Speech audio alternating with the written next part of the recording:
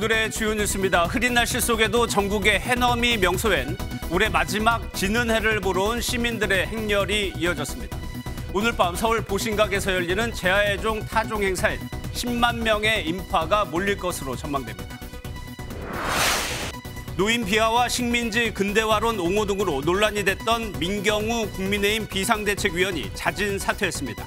국민의힘은 내로남불 민주당과는 다르다고 강조했습니다. 이낙연 전 대표에 이어 비명계 4인방 모임인 원칙과 상식 소속 의원들도 탈당을 검토하는 것으로 알려졌습니다. 다시 한번 통합비대위 구성을 촉구하고 수용하지 않을 경우 탈당을 포함해 거취를 결정하겠다는 입장입니다. 북한 김정은 국무위원장이 새해를 앞두고 열린 노동당 전원회의에서 남한과의 통일은 더 이상 불가능하다며 사실상 남북관계 파탄을 선언했습니다. 핵무력을 강화하고 정찰 위성을 쏘아 올리는 등 군사 도발을 이어가겠다는 방침도 밝혔습니다. 울산과 대구에서 화재와 추락사고로 5살 아이 2명이 숨지는 사고가 발생했습니다. 두 사고 모두 부모가 손쓸 틈도 없이 벌어진 일이어서 안타까움을 더하고 있습니다. 최근 5년간 성범죄로 검거된 의사가 800명에 이르는 것으로 파악됐습니다. 앞으로는 성범죄를 포함한 모든 범죄로 금고 이상의 형을 받으면 의료 면허가 취소됩니다. 여러분 안녕하십니까? 2023년 마지막 날입니다. 날씨가 흐려서 잘 보이지는 않았지만 해넘이 명소에는 많은 사람들이 모여 한 해를 마무리했습니다. 2024년 갑진년 첫 해돋이는 비교적 선명하게 볼 수 있을 것 같습니다. 첫 소식 윤기랑 기자가 보도합니다. 올해 마지막 날에 뜬 태양이 영종대교 너머로 조금씩 사라집니다. 지는 해를 보며 시민들은 저마다 한 해를 되돌아보는 시간을 갖습니다. 다들 그래도 2023년도에 이제 하고 싶은 것도 이제 열심히 해서 많이 이뤘고 내년에도 이제 열심히 살아보자고 같이 얘기하려고 왔어요. 흐린 날씨에 일몰을 볼 수 없을 거란 우려에도 기대를 버리지 않고 해넘이 명소에 모인 시민들은 구름 사이로 이따금씩 모습을 드러낸 태양이 마냥 반갑기만 합니다. 해 뜰 줄 몰랐는데 그 해가 지는 모습 보이니까 너무 행복하고 내년에는 모두 다 행복했으면 좋겠습니다. 해 지는 모습이 예뻐 일출 명소 해운대의 반대말인 모룬대로도 불리는 부산 다대포에 모인 시민들은 구름 없이 선명한 일몰을 볼 수 있었습니다. 좋은 일도 있었고 뭐 조금 그런 일도 있었지만 그래도 한 해 알차게 보낸 것 같아서 잘 가라고 인사 잘한 것 같아요. 네.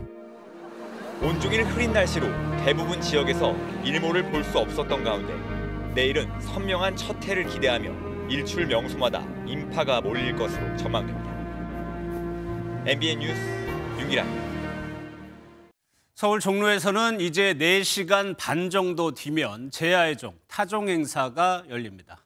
사람들이 도심으로 많이 몰릴 것 같습니다. 현장 연결하겠습니다. 홍지우 기자, 타종 행사 어떻게 진행되나요? 네, 제 뒤로 보이는 보신각에서 자정부터 타종 행사가 진행되는데요. 타종에는 시민들이 직접 추천한 시민 대표들과 글로벌 인플루언서 등 18명이 함께합니다. 경기 분당 서현역 흉기 난동 사건에서 피해자를 구한 윤도일 씨와 쓰러진 노인을 구한 김민영 씨도 포함됐습니다.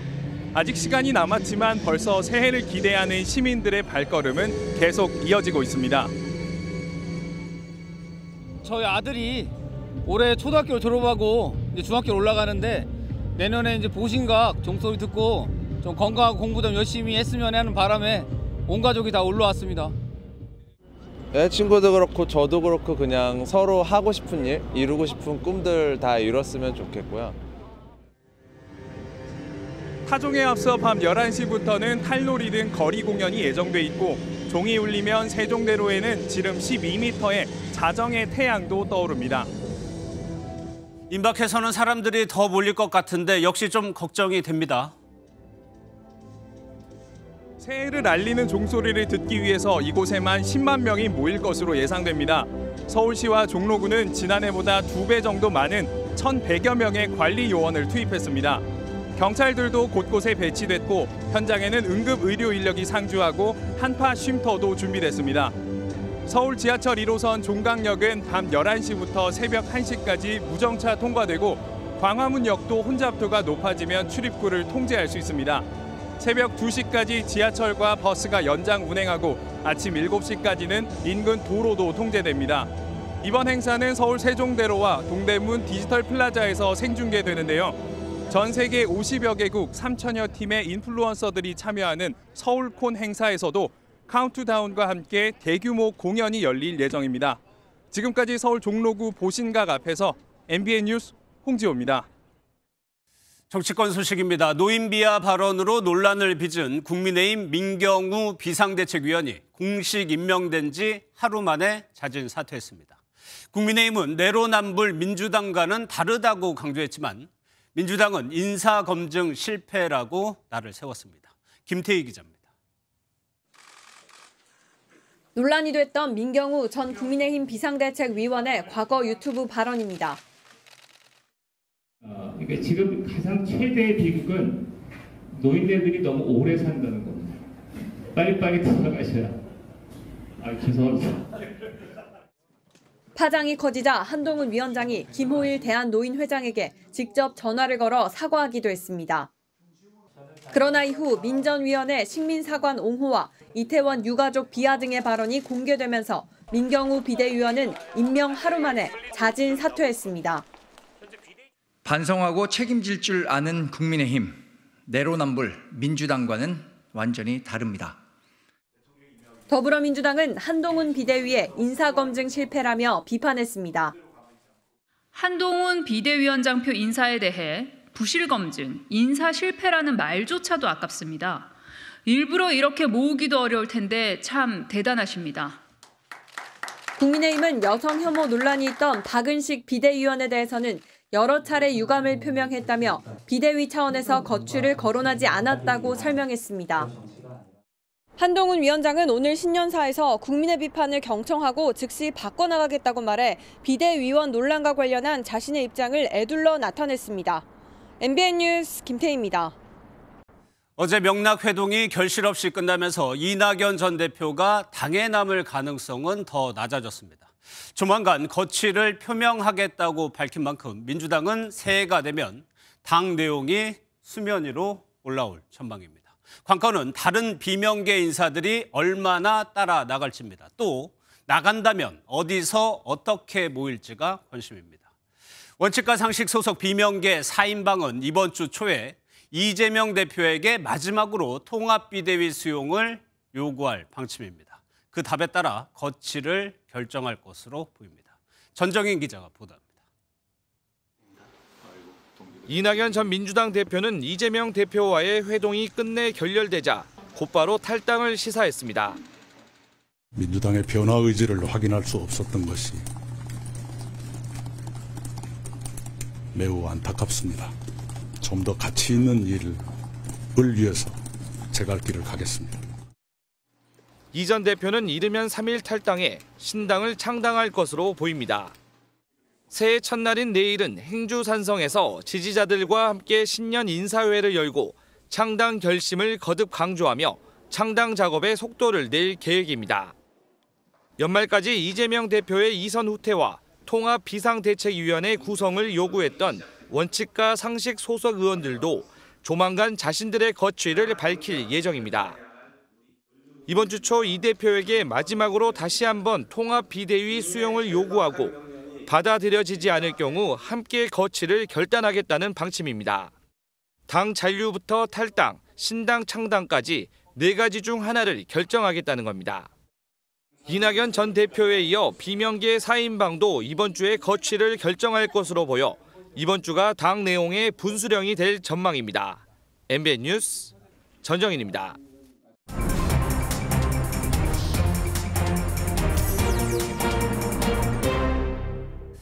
네, 정치권 상황 정치톡톡에서 짚어보겠습니다. 이병주 기자 나와 있습니다. 어서 오세요. 예, 민주당 이야기로 좀 이어가 보겠습니다. 이 원칙과 상식의 비명계 의원들 탈당 가능성 어떻게 보고 있어요? 네, 원칙과 상식 측은 앞선 기사에서 전해드렸던 것처럼 현재 4가지 선택지가 있다는 설명입니다. 먼저 당에 그대로 남아서 경선 등 당이 정한 절차에 따라 출마하는 방안인데요. 이재명 지도부가 당 혁신 요구를 수용할 경우에 할 수 있는 선택으로 보여서 그 가능성은 그다지 높아 보이지 않습니다.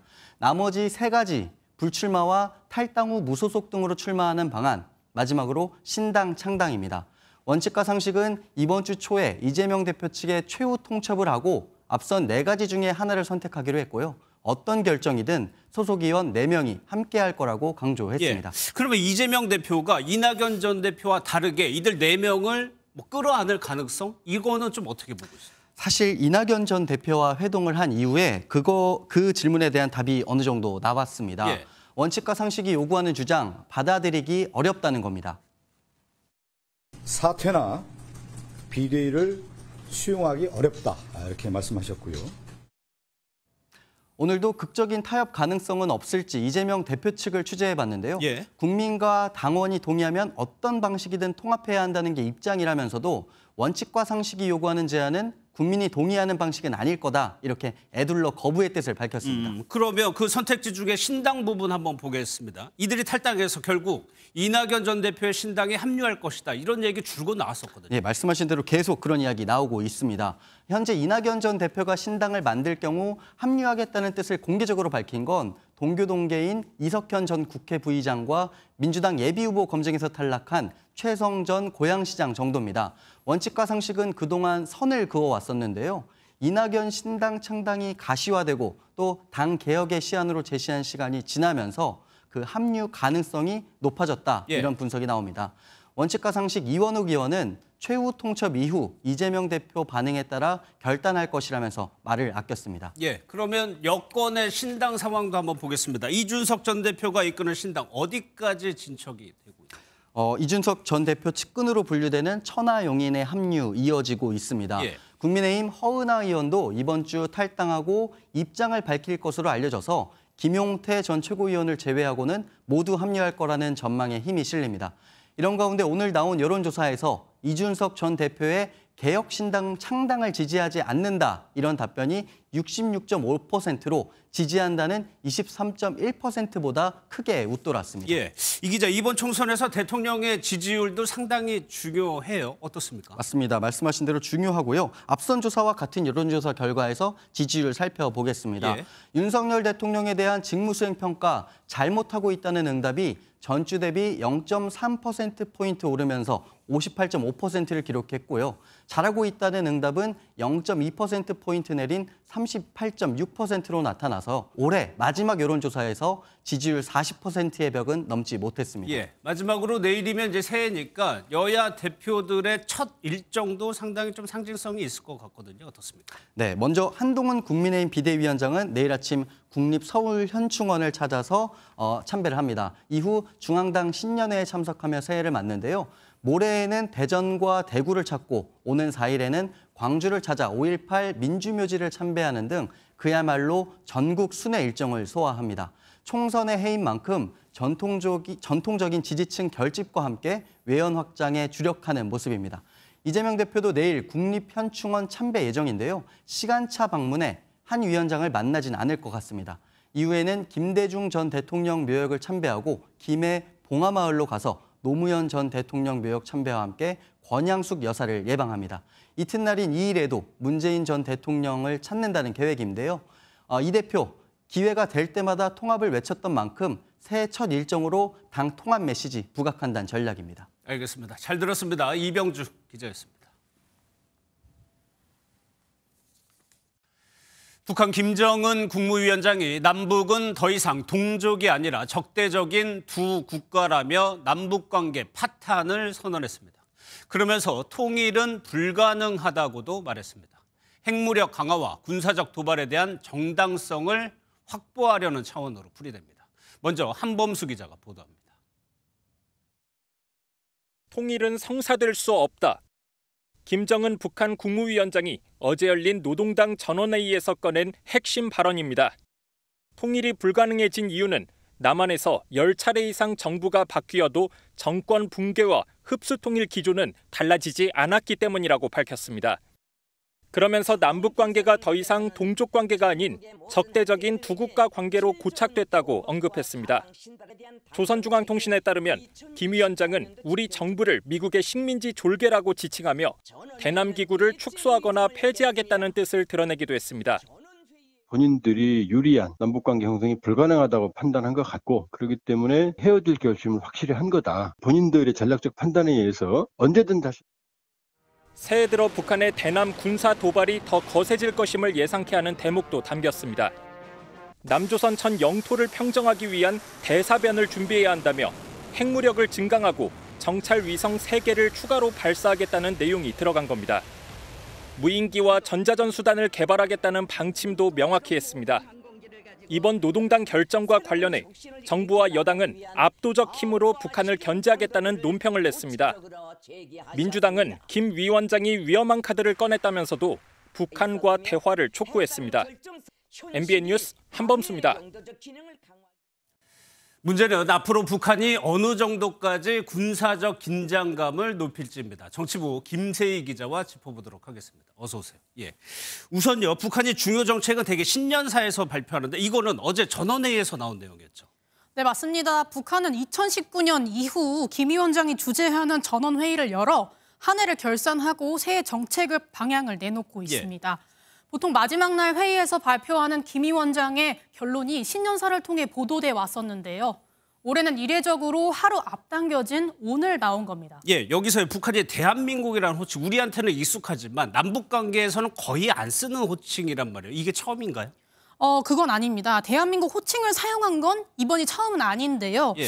지난 7월 10일과 11일 김여정 노동당 부부장이 처음 대한민국 표현을 사용했습니다. 통일을 지향하는 특수관계로 바라봤다는 이전과 다르게 남측을 별개의 국가로 본다는 걸 공식화한 것으로 보입니다. 우리가 동족이라는 부사적 표현 때문에 미국의 식민지 졸기에 불과한 괴이한 족속들과 통일 문제를 논한다는 것이 이렇게 우리나라를 적대적 관계로 규정을 했기 때문에 동족에게 핵을 사용하기 어렵다는 논리적 걸림돌도 해결했다는 해석도 나옵니다. 예, 그렇다면 바로 도발로 이어질 수 있는데 수위도 높아질 테고요. 횟수도 잦아지는 거 아닙니까? 네, 그렇습니다. 국정원에서도 이미 그제 북한이 정세 유동기를 맞아 연초부터 예기치 못한 군사나 사이버 도발을 할 가능성이 높다고 분석했습니다. 전원회의 2일차인 지난 27일 김정은 국무위원장은 측근들에게 내년 초 남한에 큰 파장을 일으킬 수 있는 방안을 마련하라는 지시를 내렸다고도 전해졌습니다. 예, 미국이 내년에 대선이 있다는 점도 변수가 될 것 같은데 북한이 언급한 정찰 위성, 이거는 미국 겨냥한 거 아니에요? 네, 맞습니다. 북한은 이번 전원회의에서 한미 워싱턴 선언이나 핵 협의 그룹을 세세하게 거론하면서 핵에는 핵으로 정면 대결을 하겠다고 말을 했습니다. 예. 군사력 강화 방침에는 방점이 여기 있는데요. 핵탄두 증산과 함께 군사 정찰 위성 3개를 발사하겠다는 것도 이런 맥락이 닿아 있는 겁니다. 결국 내년 11월 미국 대선을 겨냥했다는 해석을 낳게 하고 있는 것이죠. 남북 간에 논의하는 것이 아니라 그 북미 간에 담판하겠다. 전략적 의도 속에서 한국은 패싱될 것으로 전망됩니다. 한반도의 운명을 북한과 미국에 맡기는 측면에서 아울러 북한이 초대형 핵탄두 역량을 과시하기 위해 7차 핵실험에 나설 수 있다는 전망도 나오고 있습니다. 예, 마지막으로 전원회의에서 여러 인사들이 선출되기도 했는데 특히 박정천이라는 인물이 가장 눈에 띕니다.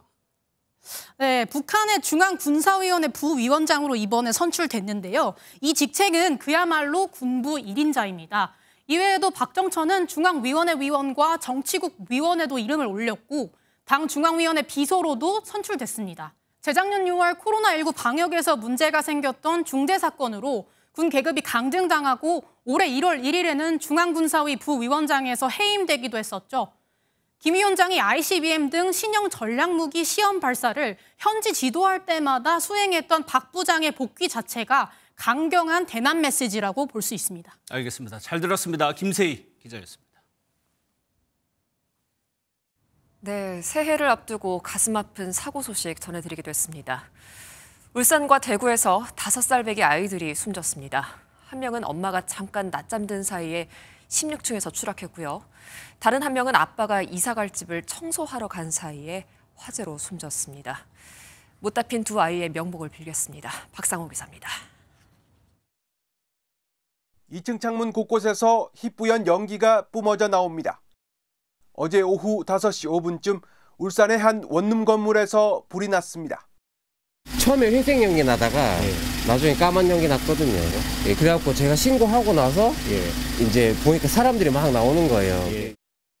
불은 30분 만에 꺼졌지만 잿더미로 변한 집안에서 5살 남자아이가 숨진 채 발견됐습니다. 당시 집안에는 아이 혼자 있었습니다.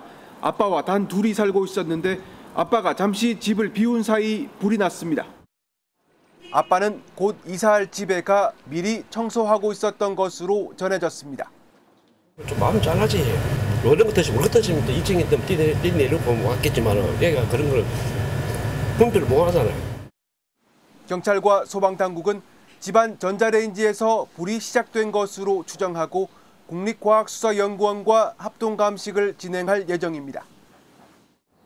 어제 오후 6시 7분쯤에는 대구의 한 아파트 16층에서 5살 남자아이가 떨어져 숨졌습니다.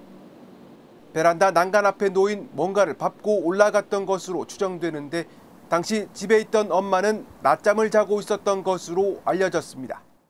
높이 한 40cm 되는 그 목각으로 되는 간이 캡을 건드려 있어요. 넘어가 내려지는 것 같고.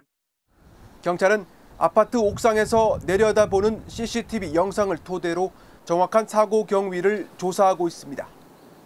MBN 뉴스 박상호입니다.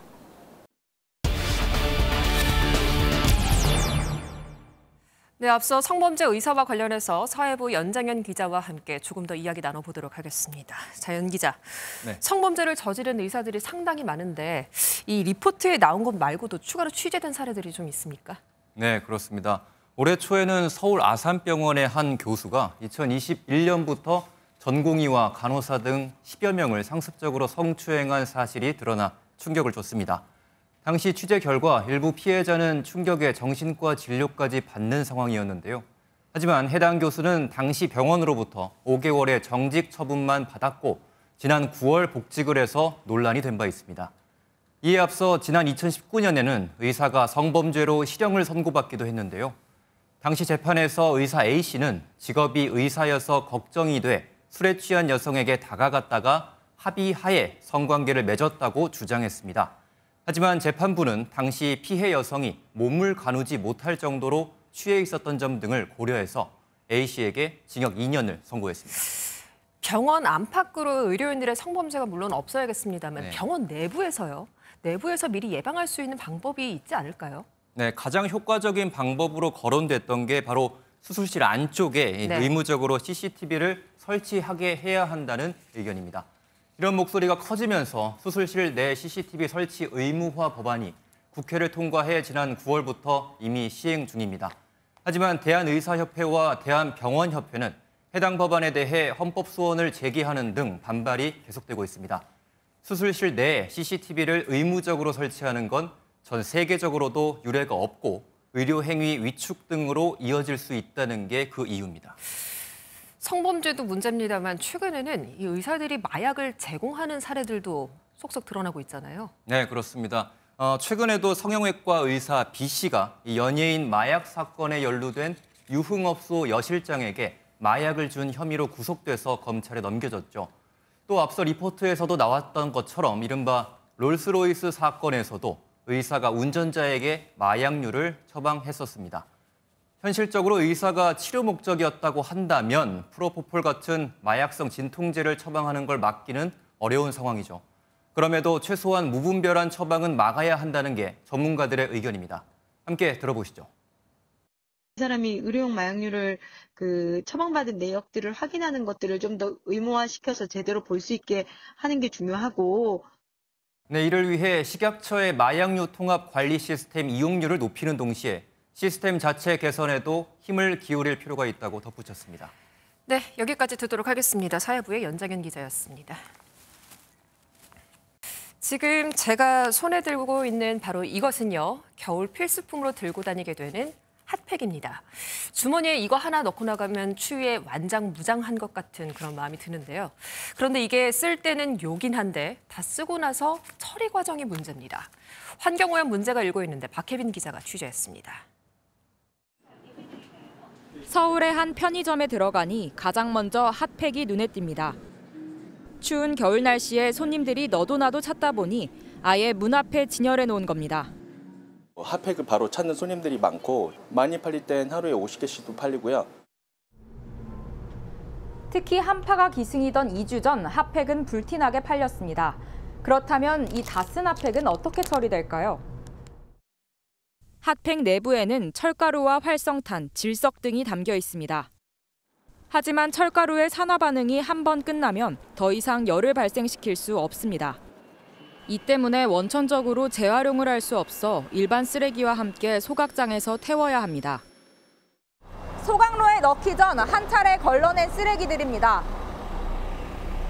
금속류나 병처럼 타지 않는 쓰레기를 걸러내고 있지만 철가루가 든 핫팩은 이들 품목에 해당하지도 않습니다. 철, 유리 같은 타지 않는 물질들이 주로 이제 소각제로 나오고요. 그 소각제는 수도권 매립지로 가서 매립을 하고 있습니다. 핫팩의 부직포 재질 자체도 문제라는 지적이 나옵니다. 석유로 만든 섬유이기 때문에 부직포를 소각을 하게 되면은 석유가 타면서 온실가스를 배출되는 것으로 보는 것이죠. 일부 전문가들은 환경오염을 막는 차원에서 충전식 손난로를 사용하는 것이 바람직하다고 조언합니다. MBN 뉴스 박혜빈입니다.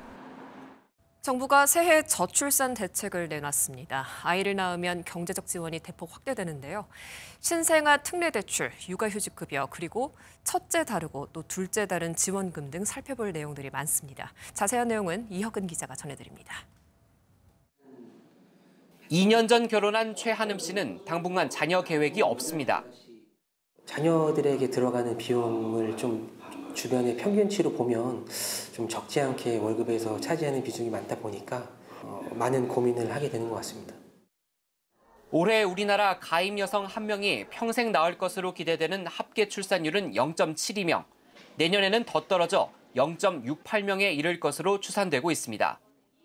이렇게 심각해지는 저출산 문제 해결을 위해 정부는 내년부터 출산 장려 정책에 더 큰 드라이브를 걸기로 했습니다. 우선 아이를 낳으면 바로 주는 첫 만남 이용권 바우처 금액이 둘째 아이부터는 지금보다 100만 원 오른 300만 원으로 늘어납니다. 또 0세 아이를 키우는 가정에는 월 100만 원, 1세 아이를 키우는 가정에는 월 50만 원으로 부모 급여가 올라갑니다. 맞돌봄 문화 확산을 위한 이른바 3+3 육아휴직제는 6+6으로 확대 개편됩니다. 내년부터 부모가 모두 육아휴직을 사용하면 첫 6개월 뒤 급여를 450만 원까지 주는데 부부 합산으로 최대 3,900만 원까지 받을 수 있습니다. 주택 공급 역시 출산 가정에 혜택이 집중됩니다. 출산 가구가 9억 원 이하 집을 살 때 5억 원까지 저리로 돈을 빌려주고 2세 이하 자녀가 있는 가정이 입주할 수 있는 주택 7만 호가 새로 공급됩니다. MBN 뉴스 이혁근입니다. 내년에는 전 세계가 주목하는 미국 대선이 열립니다. 현재로서는 68년 만에 바이든과 트럼프 전현직 대통령의 맞대결이 유력합니다. 이 내용은 워싱턴 연결해서 직접 들어보겠습니다. 최중락 특파원. 네, 워싱턴 백악관 앞에 나와 있습니다. 네, 미국 대선 우리에게도 의미가 남다릅니다. 네, 이제 11개월 뒤면 제 뒤에 보이는 백악관의 주인이 바뀔지 현재 주인이 이어질지 결정됩니다. 다음 달부터 본격적으로 경선이 시작되며 7월과 8월에 공화당과 민주당 후보가 결정되고 11월 5일 미국 대통령 선거가 이뤄집니다. 바이든 대통령의 재선일 경우에는 큰 변동이 없겠지만 트럼프 전 대통령이 당선되면 대북 정책 등 한반도에 큰 변화가 예상됩니다. 지금 판세로는 전현직 대통령의 맞대결 가능성이 큰데 이를 흔들 만한 변수가 있을까요? 네, 말씀하신 것처럼 현재까지는 바이든과 트럼프의 리턴 매치로 68년 만에 전현직 대통령의 대결 가능성이 큽니다. 다만 내년 81세가 되는 바이든 대통령의 나이와 트럼프 전 대통령에 대한 법적 리스크 등 내부 요인으로 후보 교체 가능성도 제기됩니다. 이로 인해 주요 지역 경선이 이뤄지는 내년 3월까지 바이든 대통령의 지지율 회복 여부와 연방대법원의 트럼프 전 대통령 후보 자격 판결이 주요 변수가 될 전망입니다. 따라서 바이든 런닝메이트인 해리스 부통령과 트럼프 전 대통령의 대항마로 부상하는 헤일리 전 유엔 대사의 지지율도 관심입니다. 예, 그럼 현지에서 보는 대선 전망은 어떻습니까? 최근 여론조사에서는 트럼프 전 대통령이 바이든 대통령을 앞서고 있으며 격차를 더 벌리는 추세여서 양측의 공방은 더욱 치열해지고 있습니다. Saw it all. Now whether the 14th Amendment applies, I'll let the court make that decision. But he certainly supported an insurrection. And no question about it. None. Zero. Joe Biden is a low IQ individual. He is truly the worst, most incompetent, and most corrupt president in the history of our country. 네, 이처럼 바이든 대통령은 국정 지지도를 끌어올려야 하고 트럼프 전 대통령도 재집권을 위해 내년부터 모든 수단을 동원할 것으로 보입니다. 결국 누가 내년 이곳 백악관의 주인이 될지 전 세계가 초집중하고 있는 가운데 그 가능성과 변화에 미리 대비해야 할 것으로 보입니다. 지금까지 워싱턴 백악관 앞에서 전해드렸습니다. 네, 새해에도 전쟁은 이어지게 됐습니다. 러시아와 우크라이나는 2년째, 이스라엘과 하마스 역시 매일 사상자를 쏟아내고 있는 상황인데 모두가 바라는 종전과 휴전의 희망은 결국 해를 넘기게 됐습니다. 최희지 기자입니다. 시민들이 거니는 도로 한복판입니다. 주차된 자동차에 커다란 불길이 치솟더니 새까만 연기가 피어오르고 주변 건물은 창문이 깨져 구멍이 생겼습니다. 시민들은 대피하느라 여념이 없습니다. Громыхнуло, да, сильно. Сильно сразу всех на пол положил, мать с ребенком в ванну. 러시아의 대규모 공습 이튿날인 현지 시각 30일, 우크라이나군이 반격에 나선 겁니다. 러시아 정부는 우크라이나의 반격으로 민간인 21명이 숨지고 110명이 부상을 당한 걸로 집계했는데 전쟁 발발 이후 최대 규모입니다. 3개월째 전쟁이 이어지는 가자 지구의 사정도 다르지 않습니다. 가자 중부의 피란처까지 폭격하는 등 이스라엘의 무차별 공격이 계속되면서 만 하루 동안 160명이 넘는 사상자가 발생했습니다. 폭격을 피해 더 남쪽으로 쫓기는 주민들로 피란처는 포화 상태입니다.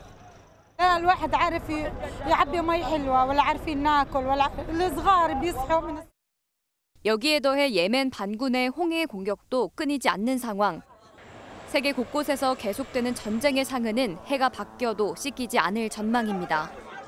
MBN 뉴스 최희지입니다. 이동통신시장 새 사업자 모집에 3곳이 참여했습니다. 현재 SK텔레콤과 KT, LG U+, 이 거대 3자 구도를 버텨낼 재정 능력이 있느냐가 관건인데 쉽지만은 않아 보입니다. 박통일 기자입니다. 알뜰폰 사업자 세종텔레콤은 2015년 제4 이동통신 사업에 도전했다 고배를 마신 업체입니다. 스테이지5와 마이모바일은 여러 업체들이 컨소시엄을 구성해 입찰에 참여했습니다. 정부가 기대했던 대기업 그리고 카카오와 네이버 등 거대 플랫폼사는 참여하지 않았습니다. 새 사업자에게 할당될 주파수 28GHz는 과거 통신 3사가 수익성 문제 등을 이유로 포기한 대역이기도 합니다. 기지국 구축에 천문학적인 비용이 들어가고 유지 비용 또한 만만치 않다는 단점이 있기 때문입니다. 결국 이를 감내할 자금력을 입증할 수 있을지가 최종 사업자를 가를 변수가 될 전망입니다. 과거 7차례에 걸친 신규 사업자 모집이 매번 실패로 돌아간 것도 재무 능력이 기준점을 넘지 못해서였습니다. 이번에도 경매를 통해서 주파수를 할당하지만 그런 사업자들이 자금 조달 능력이 충분해서 전국적인 사업을 할 수 있고 경쟁을 강화할 수 있을 것이냐, 이건 아마 들여다봐야 될 것입니다.